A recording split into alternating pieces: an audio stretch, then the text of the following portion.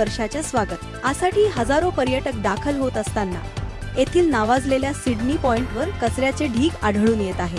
पालिकेने नेमून दिलेले सफाई कर्मचारी कामात दिरंगाई करत असल्याचे चित्र स्पष्टपणे दिसून येत आहे।